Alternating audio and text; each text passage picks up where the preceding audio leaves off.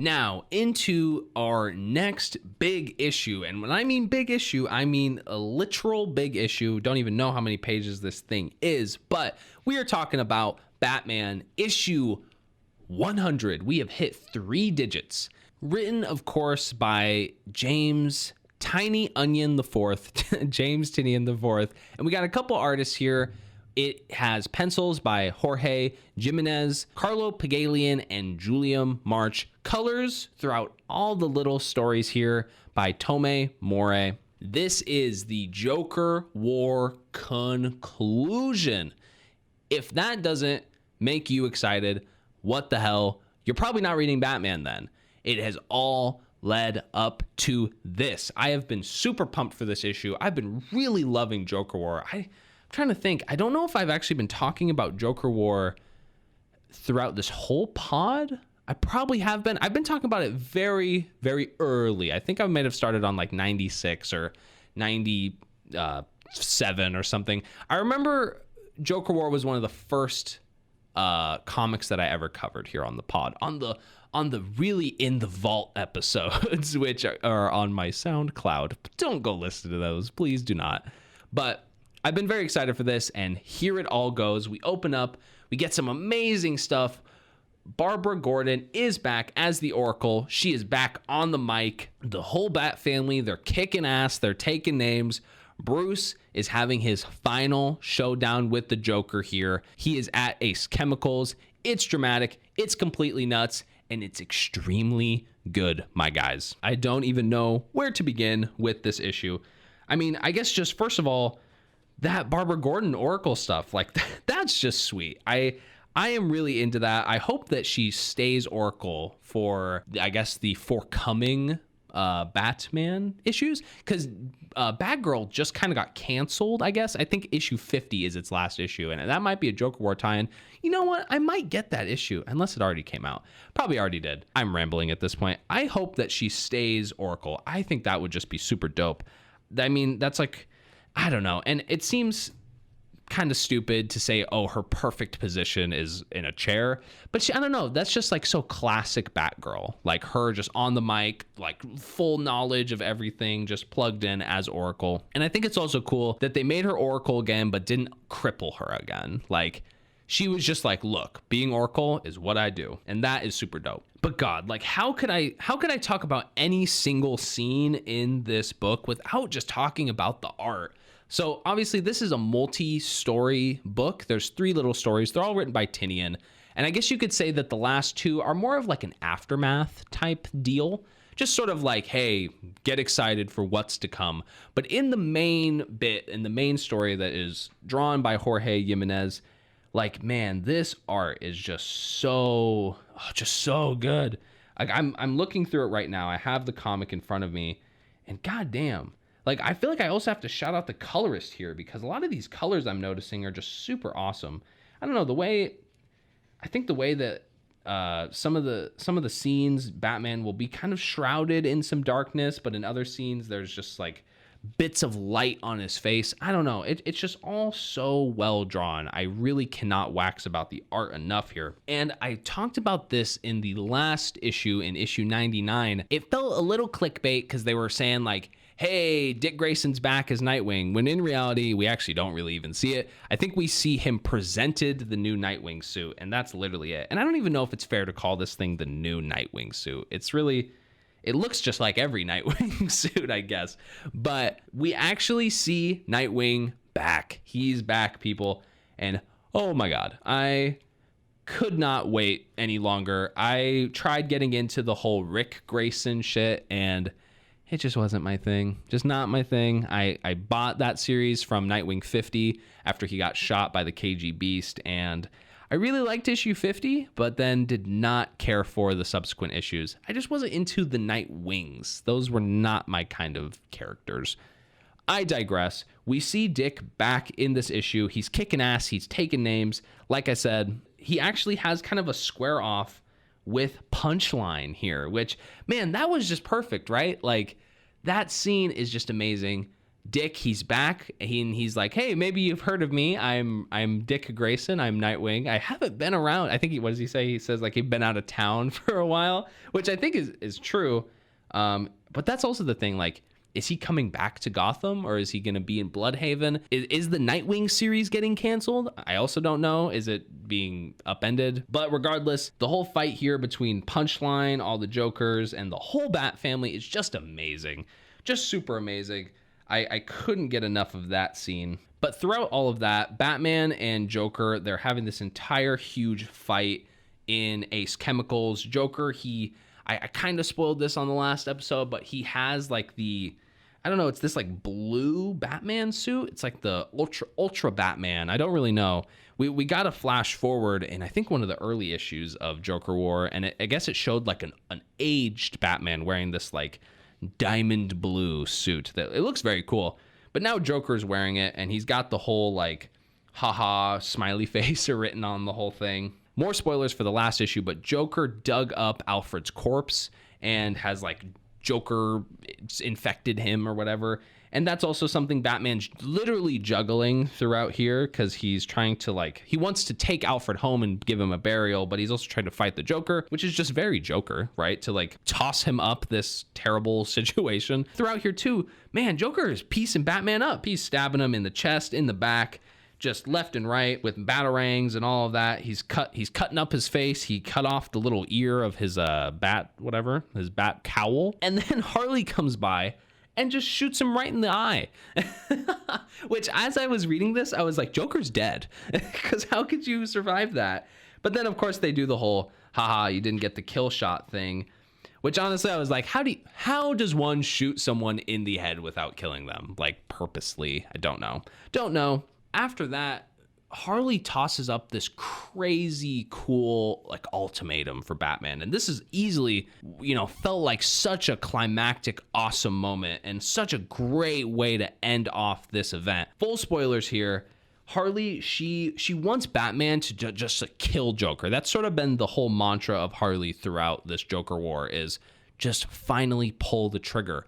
End him, end this craziness and this suffering that he's putting everyone through, including you.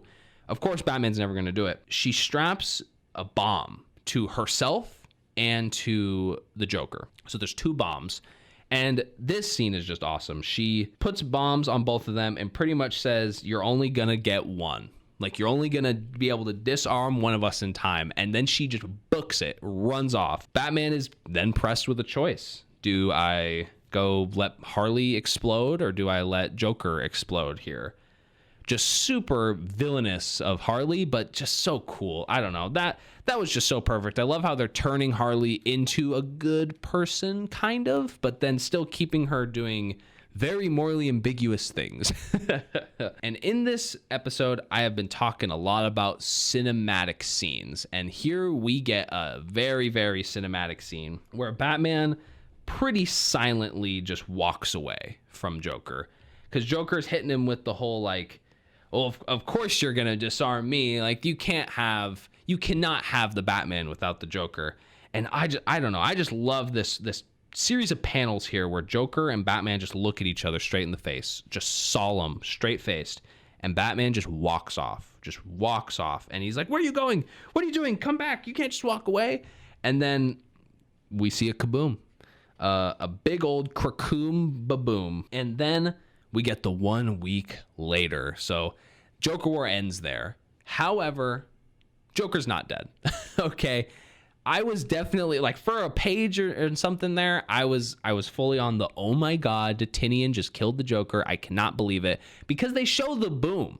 But then Batman, he's in the hospital with Harley. She's laid up in the hospital bed, tons of Band-Aids on her, and pretty much says like, hey, I just found the bomb and it was disarmed. Could not find the Joker. So I'm like, oh, all right. They couldn't kill the Joker. It's whatever. A little bit of ex machina there. Like, how did Joker unwrap himself from the ties and then disarm the bomb and then run off, all being shot in the head? I don't know. But then there marks the end of Joker War, guys. Batman, he buries Alfred yet again. There's a very well-drawn panel of him standing over the grave with the family. And he says, I had to bury my father again today. Very dramatic, very awesome. And there we go. That ends Joker War.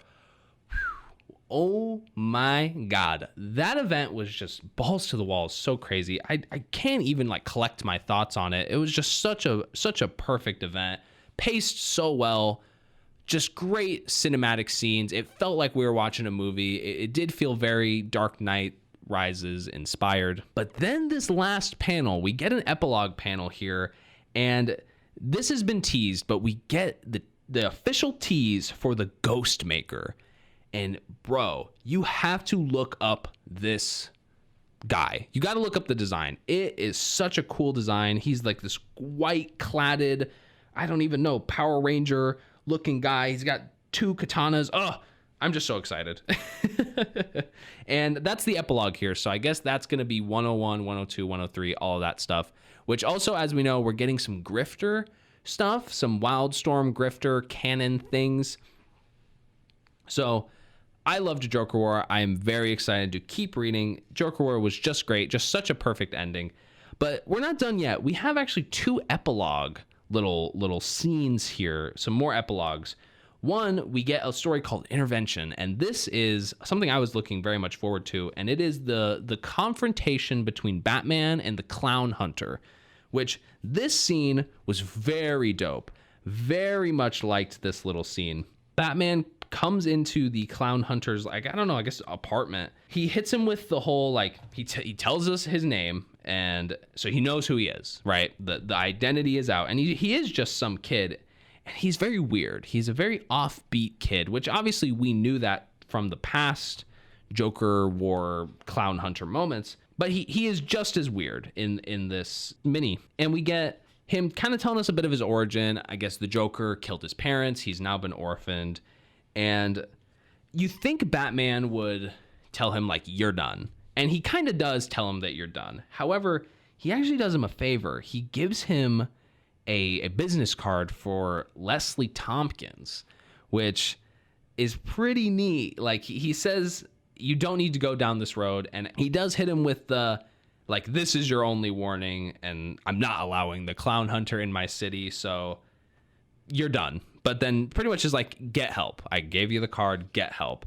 I suppose some counseling was the idea. At first, I thought it was like he was giving him like the medical hookup, right? Like the night nurse kind of hookup. Like, hey, you can go here if you ever need medical attention on the fly. But no, still telling him to stop. But then, of course, the Clown Hunter says, like, yeah, when I'm done. That's pretty much how it ends, and says to be continued in 101. So I'm pumped. Like, is Batman going to go against the Clown Hunter? I mean, he's only a kid. So is it going to be some, you know, Robins going against the Clown Hunter?